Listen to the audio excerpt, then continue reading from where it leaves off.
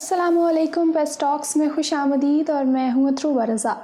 आज 14 अगस्त का वो मुबारक दिन है जब हमें पाकिस्तान जैसी नेमत मिली ताकि हम आज़ाद फ़िज़ा में सांस ले सकें और ग़ुलामी की ज़िंदगी से निजात पाएँ। ये वो दिन है जो यकजहती, इत्तफ़ाक़, कानून की बालादस्ती और भाईचारे का पैगाम देता है। इस मौके पर हर मकतबा फ़िक्र के लोगों को अपनी ज़ाती अना और रंजिशें दूर करके एक होना चाहिए, अपने लिए नहीं बल्कि पाकिस्तान के लिए, क्योंकि पाकिस्तान को हमारी अशद ज़रूरत है। आप सबको जश्न आज़ादी बहुत मुबारक हो, इस दुआ और उम्मीद के साथ कि अल्लाह ताला आप सबका हामी व नासिर हो, आमीन। इसी पैगाम के साथ मेरे जहन में एक सवाल आया कि क्या पाकिस्तान का असली यौम आज़ादी 14 अगस्त है या 15 अगस्त। ये एक ऐसा सवाल है जिस पर बहुत बहस हो चुकी है और बहुत कुछ लिखा जा चुका है। तहकीक यही साबित करती है कि बरतानवी हुकूमत की दस्तावेज़ात के मुताबिक हिंदुस्तान की तरह पाकिस्तान भी 15 अगस्त को मार्ज़ वजूद में आया, लेकिन फिर जुलाई 1948 में हुकूमत पाकिस्तान ने यह फ़ैसला किया कि यौम आज़ादी की पहली सालगिरह 15 अगस्त की बजाय 14 अगस्त 1948 को मनाई जाएगी। ये भी याद रहे कि 9 जुलाई 1948 को हुकूमत पाकिस्तान ने जो डाक टिकट जारी किए उन पर भी पाकिस्तान जिंदाबाद के साथ 15 अगस्त 1947 की तारीख दर्ज थी। लिहाजा ये सवाल बहुत अहम है कि हुकूमत पाकिस्तान ने अपना यौम आज़ादी 15 अगस्त की बजाय 14 अगस्त को मनाने का फ़ैसला क्यों किया। ये एक ऐसा सवाल है जिसका जवाब तलाश करने के लिए तहकीक की जाए तो बानी पाकिस्तान कायद-ए-आज़म मोहम्मद अली जिन्ना की शख्सियत के कुछ ऐसे पहलू सामने आते हैं जिन्हें नज़रअंदाज किया गया है।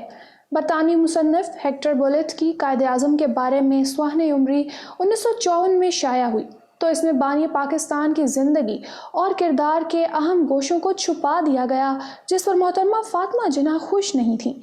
बाद अज़ां स्टैनले विल्पर्ट समेत कई मुहक्किकीन ने कायद-ए-आज़म पर किताबें लिखी, लेकिन इस पहलू पर तवज्जो नहीं दी कि कायद-ए-आज़म ने 15 अगस्त की बजाय 14 अगस्त को यौम आज़ादी मनाने के फ़ैसले की मंजूरी क्यों दी।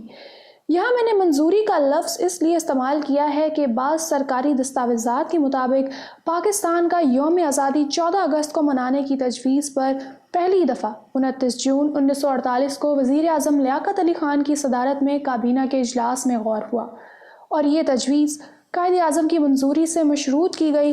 और फिर एक और दस्तावेज़ बताती है कि कायद-ए-आज़म ने 14 अगस्त को यौम आज़ादी मनाने की मंजूरी दे दी थी।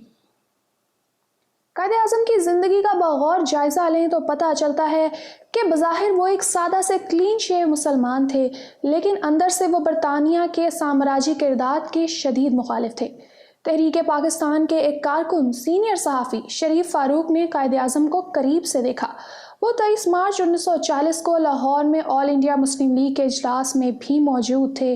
उनकी किताब जिन्ना रहमतुल्लाह अलैह बरे-सग़ीर का मर्द हुर्रियत इस लिहाज से मुनफरिद है कि इस किताब में कायद-ए-आज़म रहमतुल्लाह अलैह की बरतानिया के साम्राज्य किरदार से नफ़रत और मुज़ाहमत को वाक़यात की मदद से उजागर किया गया। वो लिखते हैं कि कायद-ए-आज़म रहमतुल्लाह अलैह की कांग्रेस से दूरी की वजह गांधी का दोगला रवैया बना और जब कायद-ए-आज़म रहमतुल्लाह अलैह ने कांग्रेस के नाम नेहाद सेकुलरिज़म को खैराबाद कह दिया तो फिर बरतानवी सरकार ने उन्हें मुख्तलिफ ओहदे देकर ख़रीदने की कोशिश की। सबसे पहले उन्हें बम्बई हाई कोर्ट में जज बनाने की पेशकश हुई जो उन्होंने ठुकरा दी। फिर उन्हें एडवोकेट जनरल बनाने की पेशकश हुई, ये भी मुस्तरद हो गई। वायसराय लॉर्ड रेडिंग ने कायद-ए-आज़म को वज़ीर कानून बनाने की पेशकश की जो ठुकरा दी गई। बरतानवी वज़ीर आज़म रैमज़े मैकडॉनल्ड ने कायद-ए-आज़म को किसी रियासत का गवर्नर बनने की पेशकश की तो उन्होंने उसे रिश्वत करार देकर मुस्तरद कर दिया। 1940 में कांग्रेस के एक लीडर राजगोपालाचारी ने पहली दफ़ा कायद-ए-आज़म को मुत्तहिदा हिंदुस्तान का वज़ीर आज़म बनने की तजवीज़ दी, लेकिन कायद-ए-आज़म ने पाकिस्तान के मुतालबे से दस्तबरदार होने से इनकार कर दिया। ये पेशकश महात्मा गांधी ने की, लेकिन कायद-ए-आज़म ने लॉर्ड माउंटबेटन का मातहत वज़ीर आज़म बनने से इनकार कर दिया था।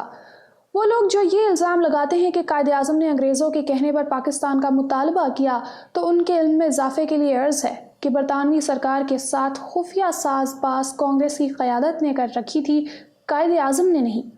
वो कायद-ए-आज़म जिन्होंने 12 और 14 सितंबर 1929 को सेंट्रल लेजिस्लेटिव असम्बली में भगत सिंह के हक़ में तकरीरें की, वो बरतानवी साम्राज्य के साथ साज़बाज़ कैसे कर सकते थे। برطانوی سامراج اور کانگریس کے خفیہ گٹھ جوڑ کا ایک بڑا ثبوت یہ ہے کہ کانگریس نے سب سے پہلے لارڈ ماؤنٹ بیٹن کو 15 اگست 1947 کے دن ہندوستان کا گورنر جنرل قبول کر لیا اور پھر 15 اگست کو یوم آزادی کے طور پر قبول کر لیا۔ 15 اگست دراصل برطانیہ اور اس کے اتحادیوں کی دوسری جنگ عظیم میں جاپان کے خلاف فتح کا دن تھا۔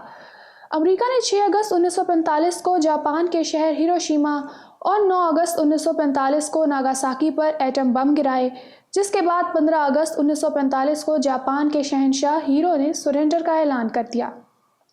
اس وقت ماؤنٹ بیٹن اتحادی افواج کا کمانڈر برائے جنوب مشرقی ایشیا تھا اور سنگاپور میں موجود تھا۔ اسی دن اتحادی افواج نے کوریا سے واپسی کا اعلان کیا، لہٰذا جنوبی کوریا اور شمالی کوریا دونوں کا یوم آزادی 15 اگست ہے۔ کانگریس کی قیادت 1929 سے 1947 تک ہر سال 26 جنوری کو پورنا سوراج یعنی مکمل آزادی کے دن کے طور پر مناتی رہی، لیکن جب برطانوی پارلیمنٹ نے برٹش انڈیپینڈنس بل کے ذریعے 15 اگست کو ہندوستان اور پاکستان کا یوم آزادی قرار دیا تو کانگریس خاموش رہی۔ قائد اعظم رحمۃ اللہ علیہ نے ماؤنٹ بیٹن کو پاکستان کے گورنر جنرل کے طور پر قبول کرنے سے انکار کر دیا۔ پاکستان میں ٹرانسفر آف پاور کی تقریب 14 اگست 1947 کو ہوئی۔ اس دن قانون ساز اسمبلی سے خطاب کرتے ہوئے ماؤنٹ بیٹن نے شہنشاہ اکبر کی رواداری کا ذکر کیا تو قائد اعظم نے جوابی تقریر میں کہا کہ ہم نے رواداری اکبر سے نہیں، نبی کریم حضرت محمد صلی اللہ علیہ وسلم سے سیکھی ہے۔ 14 اور 15 کی درمیانی شب قیام پاکستان کا اعلان ہوا۔ اکثر محققین کے خیال میں 15 اگست کو 27 رمضان المبارک تھی۔ اس دن ماؤنٹ بیٹن ہندوستان کا گورنر جنرل بنا، جہاں پنڈت ماؤنٹ بیٹن زندہ باد کے نعروں سے ان کا استقبال ہوا۔ اگلے چند ماہ کے دوران پنڈت ماؤنٹ بیٹن اور کانگریسی قیادت کا گٹھ جوڑ کھل کر سامنے آ گیا۔ جوناگڑھ نے پاکستان کے ساتھ الحاق کا اعلان کیا تو پنڈت ماؤنٹ بیٹن نے ہندوستان کو جوناگڑھ پر حملے کی اجازت دے دی، اور جب مسلم اکثریتی ریاست جموں و کشمیر کے مہاراجا ہری سنگھ نے ہندوستان سے الحاق کا اعلان کیا تو پنڈت ماؤنٹ بیٹن نے اسے تسلیم کر لیا۔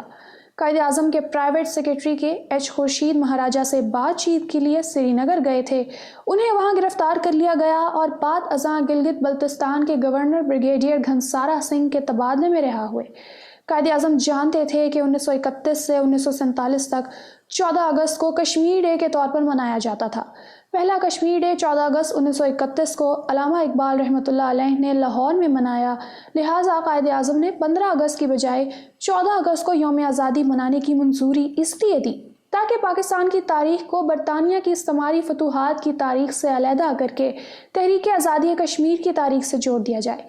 15 اگست 1947 کو پنڈت ماؤنٹ بیٹن نے ہندوستان کے گورنر جنرل کا حلف اٹھایا اور قائد اعظم نے پاکستان کے گورنر جنرل کا حلف اٹھاتے ہوئے تاج برطانیہ سے وفاداری کے بجائے یہ الفاظ کہے، میں پاکستان کے بننے والے آئین کا وفادار رہوں گا۔